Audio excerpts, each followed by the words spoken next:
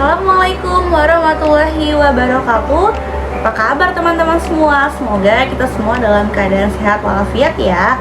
Oke teman-teman semua, izinkan saya untuk memperkenalkan diri. Perkenalkan, nama saya Rizka Nur Alfia dari Prodi Pendidikan Ekonomi Universitas Pancasakti Kampus D.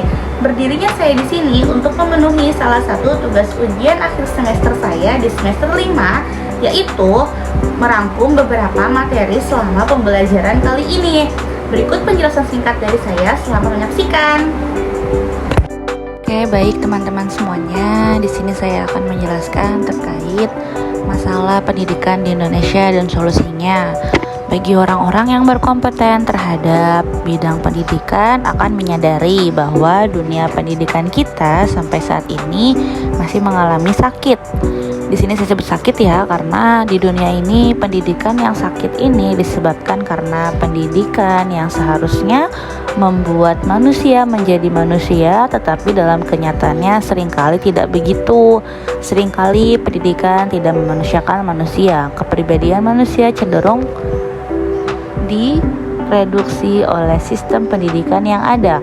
Masalah pertama yaitu adalah bahwa pendidikan khususnya di Indonesia menghasilkan manusia robot. Kami katakan demikian karena pendidikan yang diberikan ternyata berat sebelah, dengan kata lain tidak seimbang. Pendidikan ternyata mengorbankan keutuhan, kurang seimbang antara belajar yang berpikir kognitif dan perilaku belajar yang merasa afektif. Jadi unsur integrasi cenderung semakin hilang. Yang terjadi adalah disintegrasi. Padahal nih ya, belajar tidak hanya berpikir. Sebab ketika orang belajar, maka orang yang sedang belajar tersebut melakukan berbagai macam kegiatan seperti mengamati, membandingkan, meragukan, menyukai, semangat, dan lain sebagainya. Berikutnya yang kedua yaitu adalah masalah yang kedua adalah sistem pendidikan yang top down atau dari atas ke bawah, atau kalau menggunakan istilah Paulo Freire adalah seorang tokoh pendidikan dari Amerika Latin, yaitu pendidikan gaya bank, yang dimana sistem pendidikan ini sangat tidak membebaskan karena para peserta didik atau murid dianggap manusia-manusia yang tidak tahu apa-apa.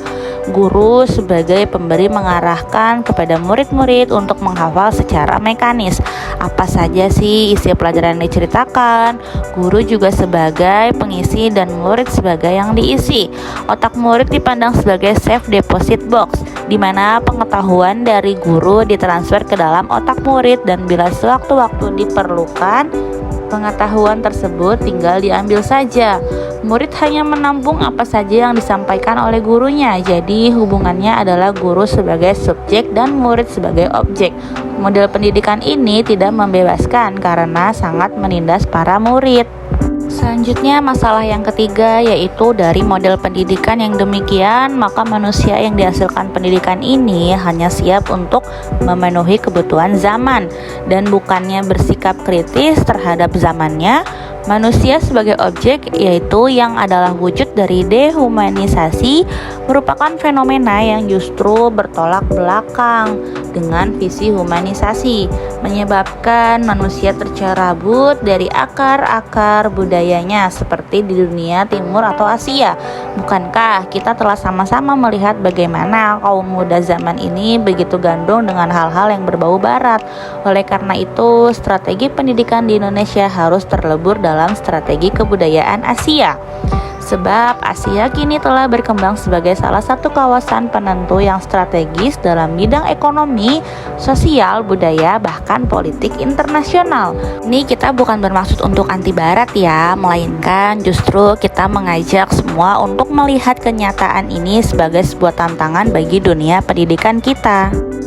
Saya akan menjelaskan terkait solusi-solusi dari permasalahan yang kita sudah jelaskan tadi ya. Secara garis besar ada dua solusi untuk mengatasi masalah-masalah tersebut, yaitu solusi yang pertama adalah solusi sistematik, yakni solusi dengan mengubah sistem-sistem sosial yang berkaitan dengan sistem pendidikan.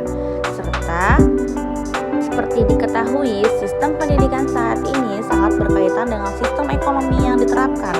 Sistem pendidikan Indonesia sekarang ini diterapkan diterapkan dalam konteks sistem ekonomi kapitalisme atau dalam mazhab neoliberalisme yang berprinsip antara lain meminimalkan peran dan tanggung jawab negara dalam urusan publik termasuk pendanaan pendidikan.